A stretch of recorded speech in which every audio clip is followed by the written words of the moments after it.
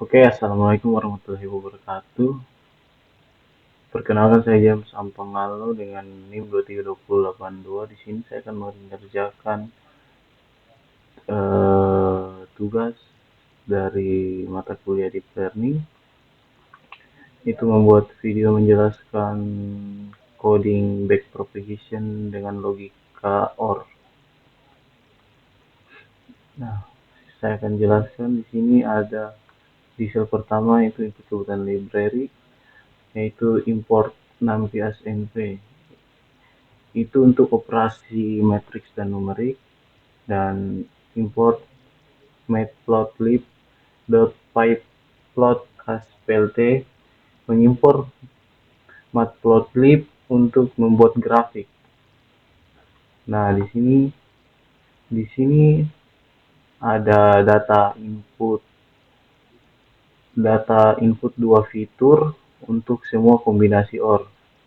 Dan di sini adalah label output OR yang benar 0111. Nah, di sini tuh menampilkan dimensi X dan Y untuk memeriksa bentuk data. Nah, di size X itu matriksnya 4,2 dan size Y itu 4,1. Lanjut inisialisasi parameter. Di sini eh, di sini np random seed 42 itu mengunci random agar hasil konsisten setiap kali dijalankan. Input input size sama dengan 2, hidden size sama dengan 4, output size sama dengan 1, menentukan ukuran layer input, hidden dan output. W1 ini random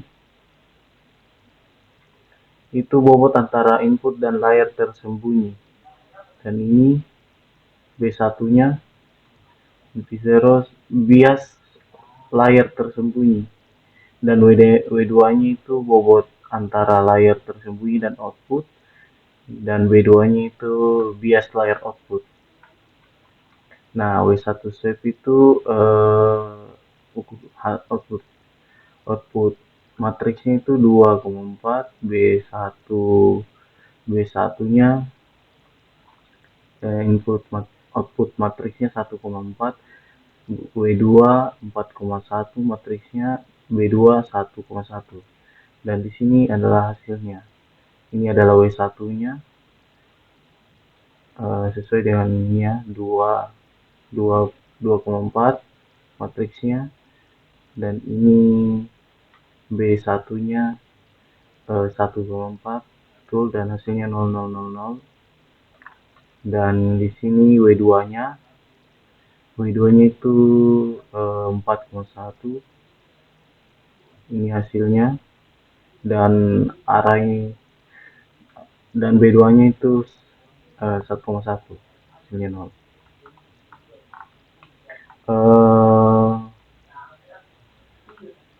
Di sini def sigmoid return 1/(1) np.xp (mini x) itu fungsi sigmoid untuk menghasilkan output antara 0 dan 1, dan di bawahnya ini untuk itu turunan sigmoid digunakan saat backpropagation. Nah, di sini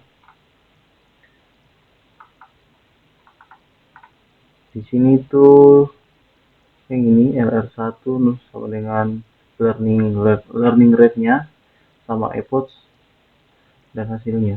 Itu menetapkan learning rate dan jumlah epoch maksimal. Dan di sini itu menyimpan riwayat loss dan akurasi, loss history, train ACC history, dan test ACC history. Dan ini for epoch, train epoch itu melatih model iterasi demi iterasi. Dan ini adalah hitungan forward propagation-nya, mulai dari Z1, A1, Z2 Y prediksi, dan di sini ada lossnya, loss historinya, dan di sini akurasinya,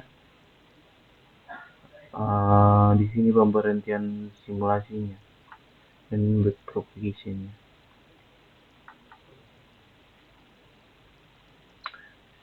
Di pemberhentian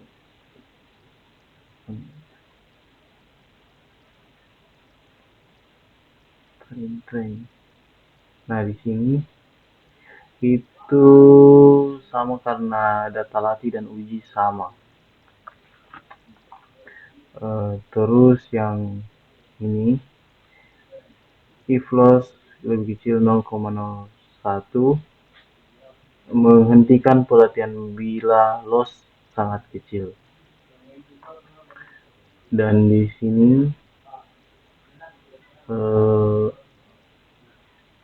ini adalah gradien untuk layer output.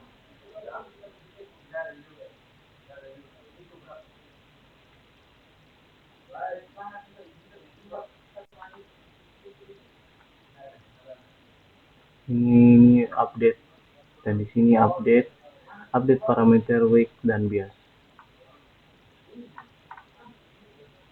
Ini stop di epoch 15.1512, lossnya 0,009989. Nah, di sini yang testing modelnya mengulang forward propagation dengan bobot terlatih. Sini ada rate menghasilkan probabilitas output Y class sama dengan dalam kurung rate lebih besar 0,5 dot s type dalam kurung inter mengubah probabilitas menjadi kelas 0 atau 1. Nah, ini akurasi dengan NP menjadi kelas ini, hitung akurasi persentasenya. Ini menampilkan output probabilitas, dan di sini menampilkan output klasifikasi, dan di sini akurasi akhirnya. Dan ini output probabilitasnya dengan matriks 4,1. Di sini output klasifikasi matriksnya 4,1 juga. Akurasinya 100%.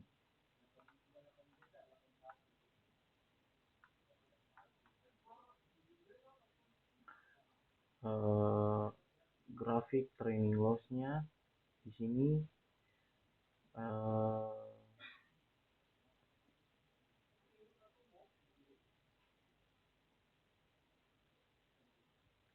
ini untuk menampilkan grafik akurasi terhadap epoch.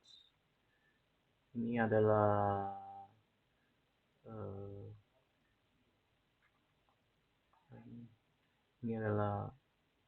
grafik training loss-nya.